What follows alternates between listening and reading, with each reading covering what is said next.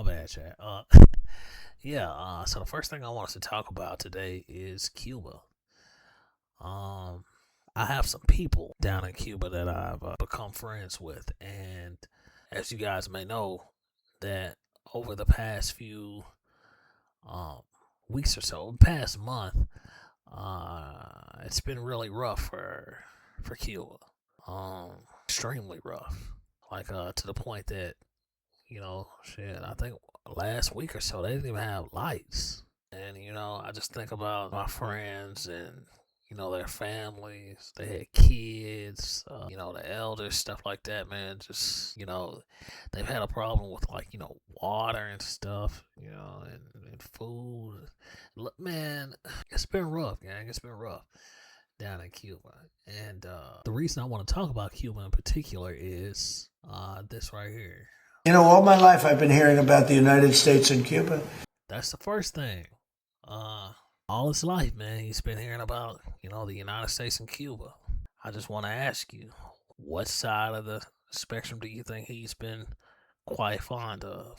Do you think it's been the Tainos or the Africans? Or do you think that it's Christopher Columbus, the Spaniards, Europeans? Um, that's the first thing I think that we should just touch on first, right? So, when it comes to the term Spanish, right? Spanish can mean two things. Spanish can mean a language, a type of dialect, an idioma, however you want to call it, or it could be an ethnic group, right? The Spanish, right? When you say, and what I mean by ethnic group is like how can I, okay, like the Africans, the Jamaicans, the Venezolanos, the Colombians, the Mexican, ethnic groups, right? Not race, just ethnic groups, right? The Spanish are uh they derive from ancestors of Spain, right? Or what used to be Iberia. Um, and when you think of Spain, Spain is in Europe, right? So what do we know about countries in Europe? They are white, primarily Anglo population, right? I don't give a damn whether it's London. I don't care whether it's Denmark. I don't care whether it's France or Germany or Scotland or any of the others, right? When you think of Europe, think England, right? Spain and Portugal, right? I'm gonna get to Portugal afterwards. Spain and Portugal are in Europe. So that being said, when you think of the Spanish, think white. You want to know? I know how I can do this.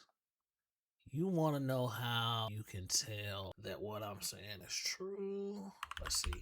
So we think of America, or who they say discovered America, Christopher Columbus. The last name being Columbus, right? Christopher Columbus was a white boy. I said Christmas. Let me see. Christopher Columbus was of what ethnic group? Alright, we go right here. Alright. Bam. So, just ask Chad. She spelled that shit wrong. Columbus, whatever, motherfucker. Let's see if it gives us a different. No, same answer. Okay, cool. So, traditionally, Christopher Columbus is considered Italian. White boy. Born in Genoa in 1451. Who the fuck cares? A recent 2024 DNA research suggests that he may have been a Sephardic Jew from Spain who concealed his heritage to escape persecution. It doesn't matter whether he's any of those. They're all white. You get me? They're all white. So, Portuguese, Spanish, all that shit is in Europe, right? Okay. Oh, one thing right here. Note that right there. Catholic family, right? Religious Catholic. Isn't it ironic how most people from the Southern Hemisphere are Catholic as well, but we'll get to that later. What do we say? What? Okay, so Columbus, he's Spanish, Italian, whatever, it don't matter. Christopher Columbus sailed to Cuba, the Americas, and then Cuba and all that shit. So Christopher Columbus had 3 boats. Let's see, had 3 ships. Okay, cool. 3 ships. Let's see what the names of these 3 ships are. Santa Maria, Nina, and Pinta. These 3 names right here. Seeing these 3 names, right? These don't seem like American names. They don't seem like European names, right? These ships came from where? Spain. Get me? So when you think of the Spanish, white boy. Okay, so now that we have that out of the way, that was just to prove my point about the Spanish being white boys. All right, what else he said? So he's known all his life. He's been hearing about the United States and Cuba, right? Him being a white boy, right? I'm sure he heard about Christopher Columbus, right? His voyage to the Americas. But in particular, from there, once he saw Los Taínos with gold, right? Some gold trinkets, right? Of course, they had the ice. Well, not ice. They had the gold before the Africans, unfortunately. Now, there was gold in Africa, but they wasn't wearing that shit on their clothing. They weren't well, at one point in time, they were. However, for the sake of this and, with the ties to slavery and all that shit, they weren't. So the Taínos were, though, right? Some of them. And in particular, they were getting that gold from Cuba, right? So that led, after he came here, that led him, he was like, oh man, shit, I'm finna get rich, nigga, let's go get the gold. So the Taínos were, fuck it. Fuck them, it's us. It's all about us. So they plotted on him, right? Got the drop. Friendly, right? They were friendly toward the Spaniards. Spaniards had tools that they had never seen. The Spaniards had, resources that they just didn't have. So they were doing trade. They thought everything was cool, but, as colonizers do, they all get that mindset. Shit, hey, got the drop on them. Taínos gave up to people in Cuba, and that's where they, got the trinkets from. So he set voyage, I think it was a few months later. It was either a few months or a few weeks later from him touching the States, or what's now is the States. He set off to go to Cuba. But the thing is, the whole time, bro, Columbus was a fucking goof. There was no maps. He didn't know where the fuck he was going, right? He just happened to stumble upon these places, and he thought that he was in fucking China or Japan or some shit like that. Anyway, let's keep this going. When will the United States do it? I do believe. You hear what he said? When will the United States do it? Right? So this just lets you know who he admires, who he idolizes. You can't really knock him because, shit, he's only doing what his forefathers have done for the past, I don't know how many hundreds of years, but, shit, like I said, he doing what he know. We can see who he idolizes. When will America do it? Right? Do what? Let's see. I'll be having the honor of making Cuba. Right. The whole purpose of this video is to get the opinions or, get the conversation going. Right? Like, we have a lot of Cubans here in America. Right? And for whatever reason, they played a huge part in a lot of different states of voting my boy in the office, right? An overwhelming majority, right? I just wonder, it being a few years in, I think he has 2-3 years left, some shit like that. I can't remember. But anyway, seeing what's happening to your homeland, right? And seeing what is to come in the future, how does that make you feel? Right? Especially for those of you who still have roots in Cuba, still have family in Cuba, still have, lives there. I just wonder how you feel, because I know how my friends feel. I reached out to them like last week. I asked them, hey, how you doing? How's it going down there? How are you guys making it? I want to come down. I want to, you know, show some love, show some support. Show them that we don't all believe in the stuff that is going on there, right? And what I mean by that is, let's see here, so poor, bam, is why. All right, let's see. Cuba's poverty is driven by a combination of restrictive U.S. embargo in place since 1961, right? The long-standing embargo limits access to American products, technology, and financing, restricting economic growth. Okay, this in addition to, right, when your boy when Trumpmeister got in office, he said, hey, any of you other countries who do dealings with Cuba, I'm going to place upon you higher tariffs, right? Yeah, centralized economic mismanagement. Yeah, the state controls most production and sets prices, which analysts argue has led to insufficient resource allocation. That's cool, right? Lack of economic diversion. The country heavily relies on agriculture and has not developed a robust, diverse economy, making it vulnerable to shortages. How the fuck can that happen when they're not even able to trade with anyone, right? Or do a large amount of trade, because not only can they not get shit from us, we didn't cut their ass completely off, but any of the other countries, if we find out that you're doing business with them, if we find out that you're trying to give them a technology, give them fucking, I think like the only thing that they may be getting, man, to a certain extent is like oil, and even that shit has, I think, come to a halt in the last month or so.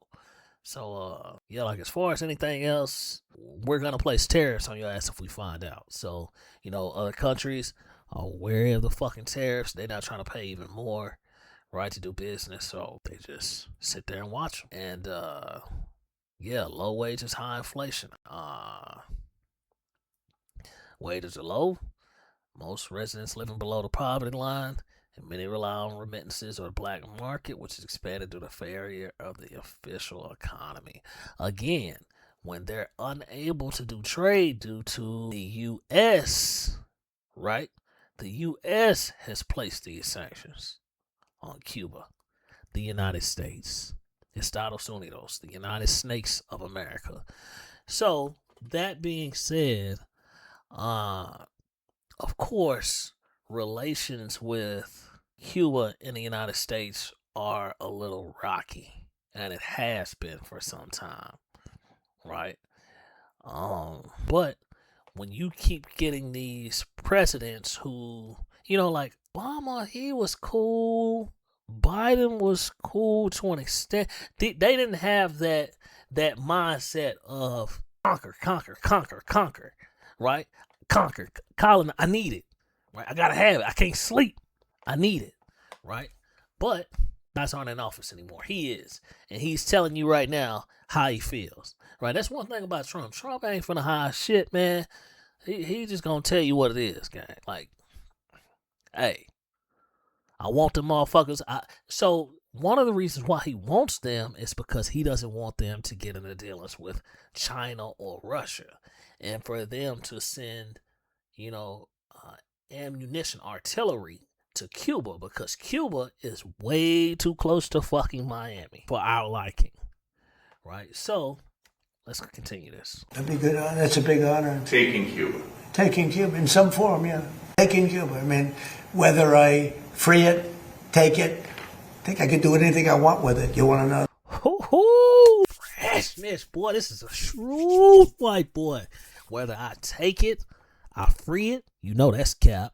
I can really do whatever I want with it. I mean, I love him or hate him, man. He stayed true to him. Anyways, back to my friends, right? I told them, hey, I want to come down. Like I said, I'm at a point now. I got a little motion now. You know what I'm saying? So, especially for them, being that they helped me at a point in time. Oh yeah, okay. So I'll give you a little story, right? So, before I had the motion, right? Before I started making decent money, before I moved into, cybersecurity, all that kind of shit. But before the investment, all this shit right here. Before all of that, I was working a job. I landed a remote job. It was like when I first got into IT though. Maybe not first, maybe like 2, 3 years in. So ended up landing a job. It was a knock tech, so network operating technician. Uh, Landed a job with the company, and I was able to work remote, and I was making money. Alright, it wasn't. It wasn't. It was alright. I'll just say I was alright. It afforded me enough to be able to travel, and travel I did.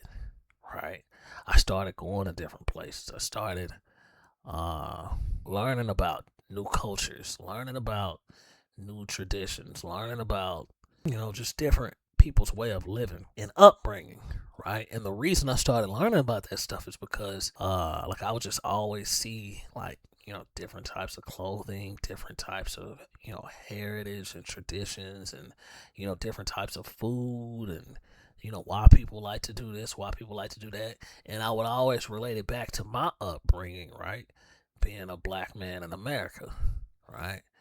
And I just remember like some of the situations just being rough. And like I said, in Cuba, man, that shit was rough, gang. I ain't gonna hold you. Right? Like I remember sitting in the house with this family, and yeah, they're asking me about, and at this time I'm learning Spanish, right? So I'm learning because I want to be able to ask about the history versus, the shit you see in the textbooks. Some shit might be cap. Uh, it was a bunch of elders, so I'm like, all right, I know they know something. They've heard something from people, you know, uh, their relatives and shit like that. So it's best to hear from the horse's mouth. It's pretty much what I'm getting at. So I'm hearing like all different kinds of stuff, but like I said, I wasn't fluent, so I would have I had this pocket dictionary, man, and I managed to get that shit in Miami before I went on down.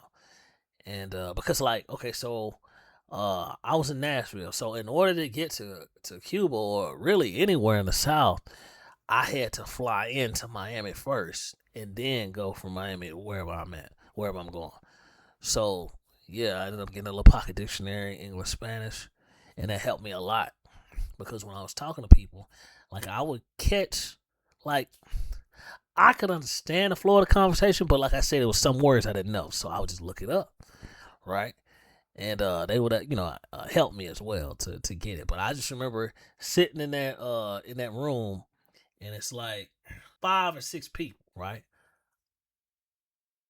I'm so how can I put it? There was like three Afro Cubans. Like one, she was like I guess you would call her mestizo, or she was like light, but she was Cuban.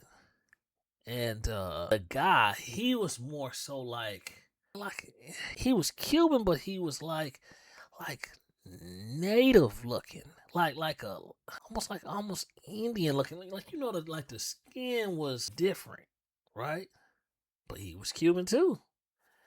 And this was all a family, so it's like it was different shades, but they're cousins and you know uh wives and all that kind of shit. So uh I just remember asking them about uh different things, and that's when I heard the word Tainos. So me, of course, I got my phone, right, and I'm the only black dude there, right? uh and a black American, right?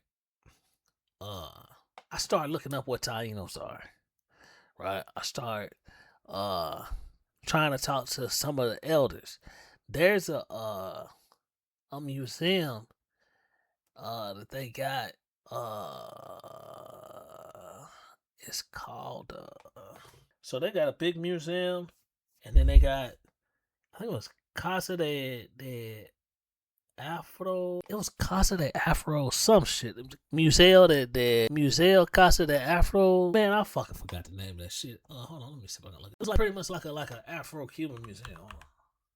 It wasn't as big as the main museum in Havana. Cuban Museum. Casa de Africa. Okay, whatever, same shit. All right. Casa de Africa. All right, so what I would do is when I didn't have to work, I would go see things. I would go, try some of the foods. I would go hit some of these museums or go to events or stuff like that. It was helping me learn the language, right? Just talking to different people, different dialects. Some Cubans speak fast, some speak slow, some have a like a how can I put it, like a different tone to their voice.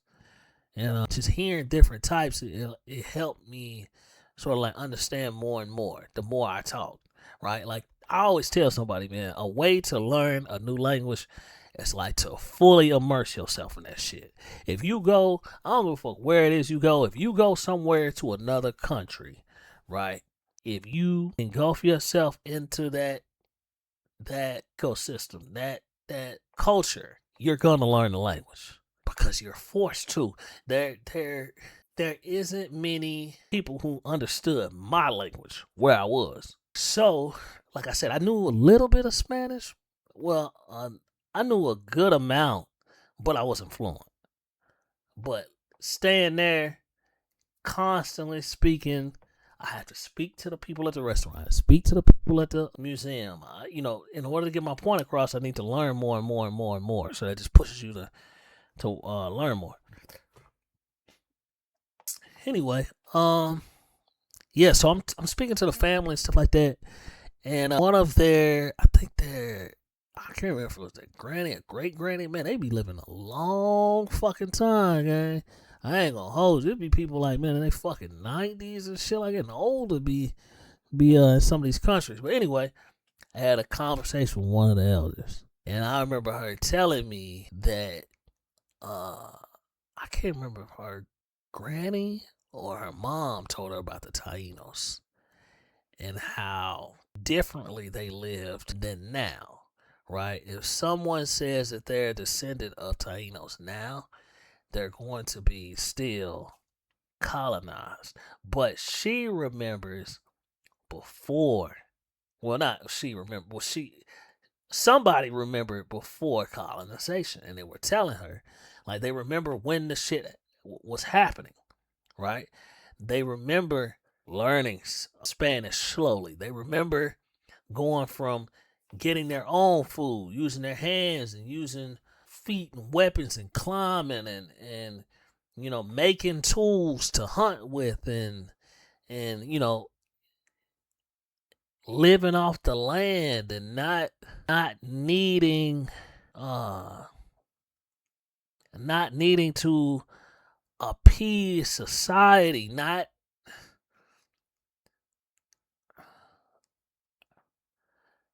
they remember when stuff was not about money. All right, like when stuff was not about this religion. They remember like the language was different. The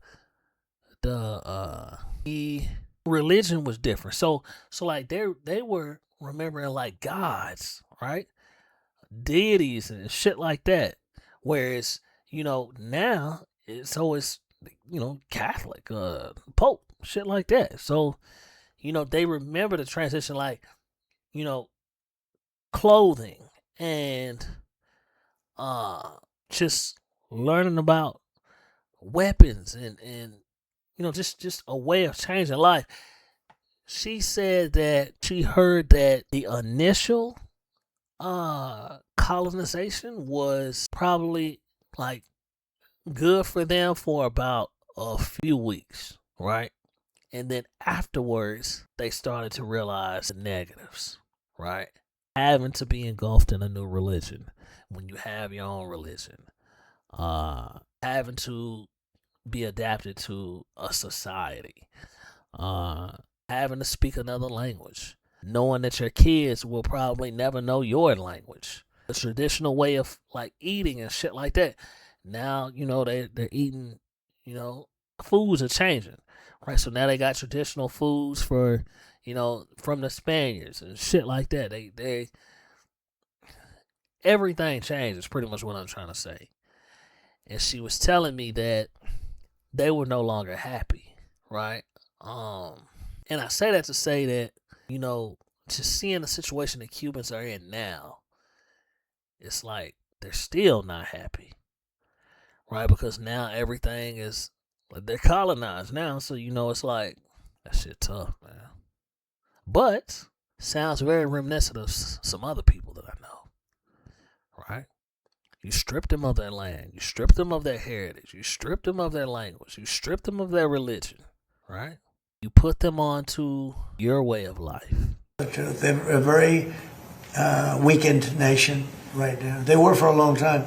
Very violent leaders. Castro was a very violent leader. His brother's a very violent leader. Extremely violent. That's how they governed. They governed with violence.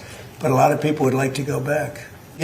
Yeah, so as I stated, man, so I was having that conversation with them, right? And I just remember like just sitting around and looking at the faces. Like, I think they knew that I wasn't the problem, but I wanted to assure them that, hey, gang, we don't all feel a certain kind of way. We're not all like that, right? And like when the Cuban family was hearing the elder talk, I could see it in their eyes.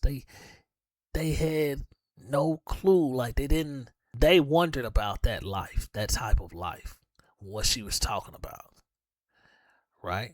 All they've known is, colonization. All they've known is Catholic heritage. All they've known, Catholic religion. I'm sorry. All they've known is, the Cuba of now, which is, a Spanish tainted culture, right? They don't know much of the ancient Taínos. They don't know, a lot of the history. They don't even they don't have time because they're so busy focusing on now today, raising kids, making money, right? So I can't remember her name either, man. That lady told me her name, man. It's been some years, gang. So I just distinctly remember her talking about the people and colonization, right? And I just remember thinking in my head, like, damn, I wonder if that's how them Africans felt, right? Like, if you were to ask an African American today, bro, he wouldn't be able to tell you a year beyond slavery. Most of them, right, wouldn't even be able to tell you a year before slavery. That's all they know. My people weren't enslaved. But what about before then? Where do your people derive from? Have you ever been there? Do you even care to go there? So, yeah, man. Seems that your boy Trump got a plan, man, and it seems that inadvertently you may have just voted your people off the island. Because I mean, so what came out was that Cuba has now come out and said that they are open to investments in Cuba from foreign nations. Now we do know what's going to come with that, right? Right, that's pretty much saying, hey, we give up. We have no choice but to assimilate because the country's dying, right? And see, the thing is, I forgot to finish the thing with the current. So, yeah, I asked my homies. I said, hey, I want to come down, stuff like that. Pretty much, in short, they told me it's not safe, right? They told me it's not safe. Don't come, just wait, and yeah, like they told me, man, they can't guarantee my safety, right?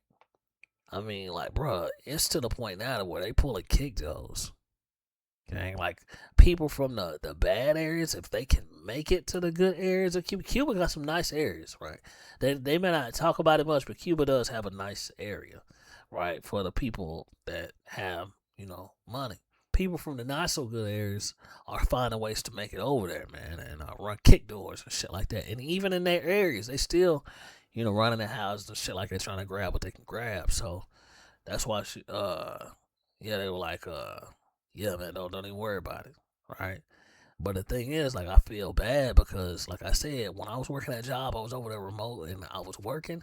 Man, I ended up losing my job, gang, and I had money saved up, like, for a ticket back. I had, you know, a little bit of money, but like I was just spending money because I was working. Yeah, like I didn't know I was gonna lose my job, and to tell you that, you know, those people allowed me to eat with them and stay with them for free for a few months, man, until I could find another remote job.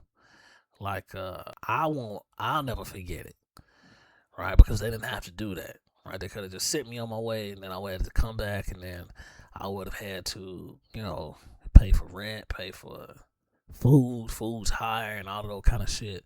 They convinced me to stay, right? Because it's cheaper there, right? And my money will go further, and I can figure out how to get back on my feet. I'll never forget that, gang. So that's why, like, I kind of feel bad that I can't help out, especially now since I got some motion. So yeah, like I was saying. Okay, so I know I'm going in a lot of different directions. Going back to Cuba now being open to trade, right? I mean, open to investment. Okay, so we know what's gonna happen with that shit, right? Americans and other nations are gonna come. They're going to buy up every goddamn thing, and in turn, it's going to inflate every market. Groceries are gonna get more expensive. Housing is gonna get more expensive. Rent's gonna get more expensive. Events are gonna get more expensive. Uh, Everything's gonna surge, right?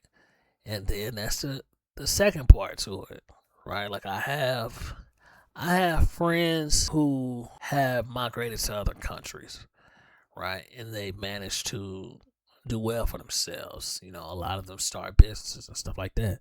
And while I'm proud of them for branching out and becoming businessmen and doing all that stuff, I'm kind of torn because I know what that stuff does to the economy of the area, and I know what it does to the people, the locals, right? A lot of my friends who've moved abroad and they started their business and stuff like that. A lot of them, are not engulfed in the culture, right? Not immersed is what I mean. They don't know Spanish like that. They don't care to. They don't, care to learn about the culture or the history of where they're from or where they are. Um, Stuff like that. So it's like I'm knowing what it's gonna do to the people, right? Um, I've seen this already, right? I mean, shit. A good example is Puerto Rico, right? If you go to Puerto Rico, bruh, gang, shit is expensive down there, fam. It's damn near like being in the States. And the locals, the people have to suffer the consequences of that, right? So it's like Puerto Ricans are cool, right? Cordial. I got friends in Puerto Rico, all that shit. But if you talk to them, if you really, really talk to them, if you talk to some of the elders, if you talk to even the young locals will tell you, right? Like say for instance, if you're in house talk, right? Talk to them in the house like you'll just talk to the homies, right? Some shit like that. They'll start telling you the truth, right? Where they may be cool with you, but you don't realize what you're doing to their economy, right? You're inflating everything. You don't really care about the culture. Like, yeah, man, shit gets tough, gang, and it's like that's harmful to the locals, right? Because now everything is starting to outprice them, right? Like they're being outcharged for stuff. So like they're having American prices without the American salaries. If that makes sense, that's probably the best way I can say it, right? I remember, when I go to Cuba, I needed a visa, right? Well, shit, if Trump's doing what he says he wants to do, probably won't be that way for long, right? And I mean, shit. Just think about the next 50 years from now. If he's right and true on his word, and what he's been saying so far, he been doing what the fuck he say he gonna do. I mean, just think about the next 50 years, man. Think about your elders. Think about shit, your country. It may get to a point to where you don't even need to teach your kids Spanish.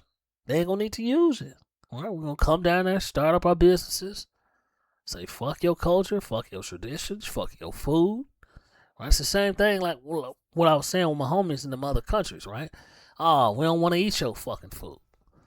We don't want to eat your pollo con arroz. We don't want to eat your tamales. We don't want to eat your picadillo. We don't want to eat your asada. Your asada frita. We don't want to eat none of that shit. We want, what we want? We want fucking steak. We want fries. Chili dogs. Hamburgers. Chicken wings. Bro, the DR is a good example of that. Perfect example. Colombia too.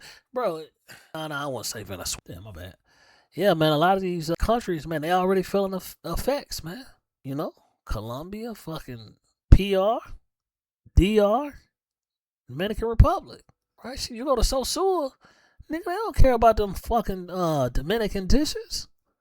Them niggas want to eat hot wings. They want to eat fried chicken, gang. Sloppy joes, lasagna, pizza, right? And people are opening up businesses, bro. Like, yeah, I get it. A little taste of home. But shit, you're not home. Why can't you just enjoy where you at? Immerse yourself just a little bit. Yeah.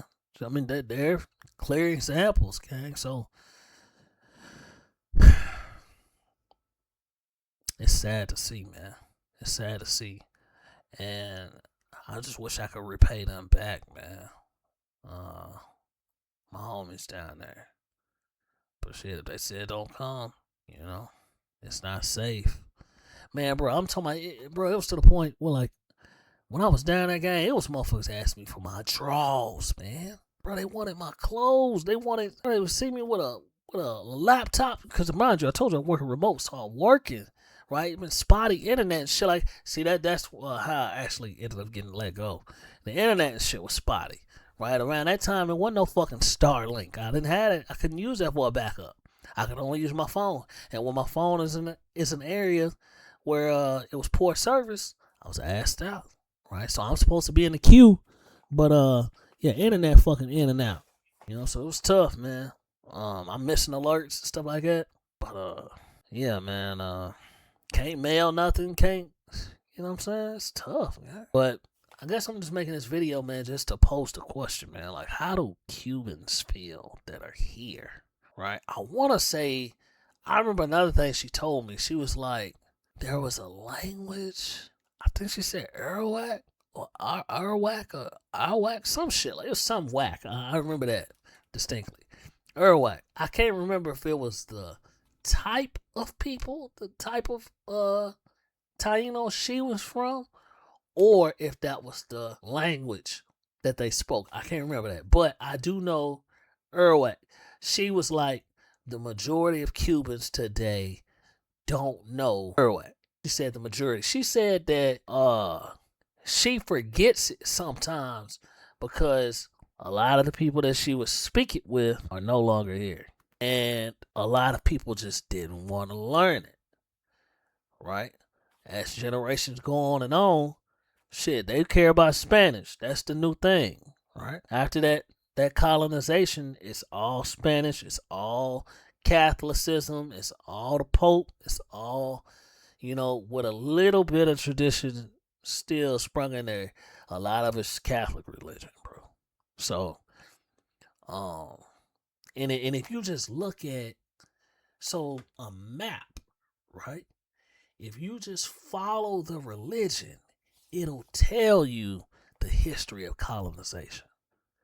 From Mexico on down, Spanish, Brazil, Portuguese, from Portugal, next to Spain. All of them white boys. But that's neither here nor there. That just shows you the history. Who conquered who, right? African Americans, English language, Christianity, British, right? Just follow the religion. If you want to know how people were conquered, just follow the religion. Religion don't lie. Religion is spread. We are an invasive species, gang. Americans, we're going to come and do exactly what we did to Puerto Rico, to Cuba. Like I said, a few generations from now, they probably won't even know Spanish. Won't even know the traditional foods or the traditions. Why would they need them? They can easily they'll be U.S. citizens. It'll be a U.S. territory. I don't need no fucking passport to go to Puerto Rico. Pretty soon I won't need it to go to Cuba. So yeah, man, this is just food for thought, man. I hate to see it. I hate to see what's going on, man. And I pray that things get better. But yeah, I just posed this question, man, to the Cubans that are here, right? You've done well to come over here and amass something for yourself. That's cool, right? I'm all for that. I've done it as well. But how's that going to help your people? How's that going to help your culture? You may be the last remnants of your culture moving forward. Why would they even care when all they're going to be doing is speaking fucking English over here and some Spanish? They ain't going to care about them ancient natives. They ain't going to care about los taínos. They ain't going to care about none of that other language shit or how Cuba was colonized and how the slaves were brought to Cuba and, all the rebellions with the Taínos in Africa. They're not going to care about none of that shit because they're not going to want to research it. And that elderly lady, bro, she didn't have to tell me none of that shit. I asked. I probed for that stuff. I'm sitting here following these customs and traditions and stuff that they're showing me. I was like, damn, where did this come from? Why? I just wondered. And they told me. And the fact that she was willing to tell me some shit that clearly her family don't ask her too often because they was looking and they was amazed just like I was. Right? This lady in her 90s. I don't even know how she doing, man. I should have asked them how she doing. But yeah, cell phone service shit is spotty out there, man. So sometimes they respond back, man. Sometimes they don't for a while. So I'm gonna reach out to them again. But yeah, man, I just wonder how y'all feel, man, because it's like, I'm glad that y'all doing well over here, but shit, what about your people? All right, man. That's all I got, man. Leave comments down in the comment section. I want to know more about the history of Cuba. I know a lot, but I want to know more about the native part of Cuba before the colonization, stuff like that. So that museum helped me out a lot. Oh, and I forgot to tell you, the reason you need to go to the African Museum over the normal museum. The normal museum has a lot of good stuff in it, but the African Museum talks a lot about the Taínos and the Africans that they brought over and stuff like that, and how both people were enslaved and came together to rebel against the Spanish. Right? They rebelled a few times. Shit didn't work. They ain't had a boom boom sticks and all that shit. They did a good job. They was killing a lot of motherfuckers, but tough pickings. But yeah, leave a comment down in the comment section. If you have any comment, if you're of Cuban descent here in America, right? Shout out to you. Hopefully you've done well for yourself. But yeah, man, what about the history of your country? I know you're proud to be Cuban, but shit, what is it gonna be in 50 years?